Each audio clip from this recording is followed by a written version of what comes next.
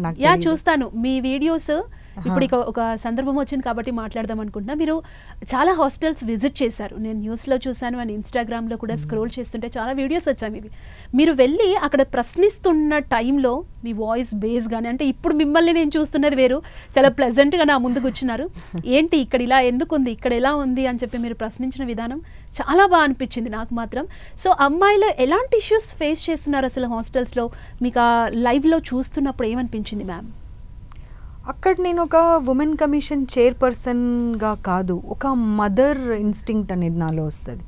నేను ఒక తల్లి అయినప్పుడు నేను నా పిల్లలకు అలాంటి వసతులు అలాంటి ఫుడ్ పెడితే ఎంత కోపం వస్తుంది చెప్పండి మీరు.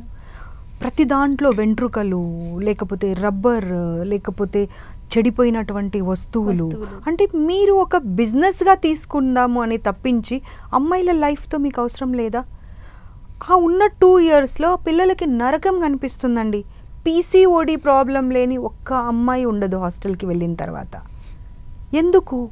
ఇప్పుడు పిల్లల్ని వాళ్ళ దగ్గర పెట్టుకొని చదివించుకోవచ్చు వాళ్ళు, కానీ వాళ్ళందరికీ ఆ సబ్జెక్ట్స్ చెప్పే అటువంటి అవగాహన కానివ్వండి, ఆ చదువు కానివ్వండి లేదు. కాబట్టే మీ దగ్గర ఉంటే మీరు మంచి వ్యక్తులుగా తీర్చిదిద్దుతారు అండ్ వాళ్ళు సక్సీడ్ అవ్వడానికి కెరియర్లో ఒక బేస్గా, ఒక మెట్టుగా మీరు ఉంటారనేటువంటి నమ్మకంతో మీ దగ్గర పంపించినప్పుడు ఓవరాల్గా వాళ్ళ గురించి ఆలోచించి వాళ్ళకు అన్ని సదుపాయాలు కల్పించే బాధ్యత మీ పైన లేదా? 100% ఉంది కదా. 100%. అండ్ వాళ్ళ దగ్గర మీరు తక్కువ ఛార్జ్ చేయట్లేరు. అదేం అన్పెయిడ్ హాస్టల్స్ కాదు, లక్షలు పేమెంట్ చేయించుకుంటున్నారు మీరు. అండ్ పెట్టే ఫుడ్ అలాంటిది, వాష్రూమ్స్లలో వాటర్ రావు, గీజర్స్ ఉండవు, ఏసీలు ఫ్యాన్లు పనిచేయవు. ఎలాంటి పరిస్థితులు అంటే రాత్రి 11:30, 12ంటికి పడుకోవాలి, 5 గంటలకు లేవాలి.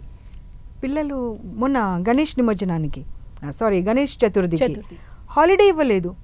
బాయ్స్ హాస్టల్స్ నుండి కాల్స్ చేశారు నాకు, మ్యామ్ మాకు హాలిడే ఇవ్వట్లేదు, ప్లీజ్ హాలిడే డిక్లేర్ చేయించండి అని. అప్పుడు మళ్ళీ ఇంటర్మీడియట్ బోర్డ్కి కమిషన్ నుండి లెటర్ రాసి డెఫినెట్గా మీరు ఇది హాలిడే ఇచ్చేట్టుగా చూడండి అని చెప్పి మేము వాళ్ళకు సబ్మిషన్ చేయడం జరిగింది.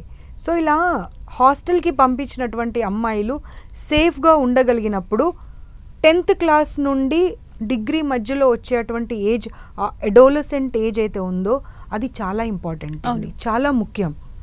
వాళ్ళు ఎటువైపుకి మారుతారు, వాళ్ళ కెరియర్ ఎలా మారుతుంది, వాళ్ళ ఆలోచన విధానం ఎలా మారుతుంది, వాళ్ళు చదువు వైపుకు ఏ రకంగా వాళ్ళు చదువుకోవాలనే నిర్ణయం తీసుకోవడం ఆ 2 సంవత్సరాలలోనే జరుగుతుంది.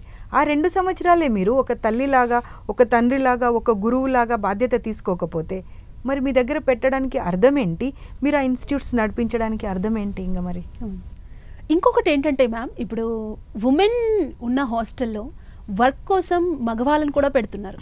అసలు వాళ్ళని పెట్టడానికి లిమిట్ ఎంతవరకు ఉంది? అసలు వాళ్ళని అందులో పెట్టుకునే ఛాన్స్ ఉందా? అసలు ఏం చెప్తుంది?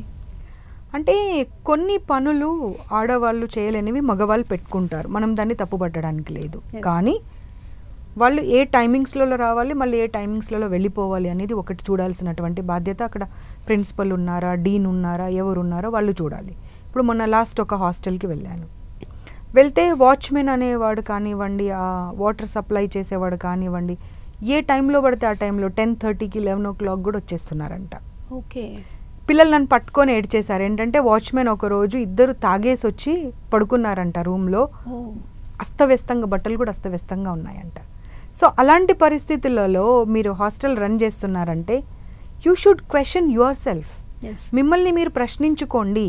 ఇంతమంది పిల్లల తల్లిదండ్రులు మీ మీద నమ్మకంతో మీ దగ్గరికి పంపించినప్పుడు మీరు అలాంటి పరిస్థితులు కల్పిస్తే మీకు అర్హత ఉందా హాస్టల్ నడిపించడానికి?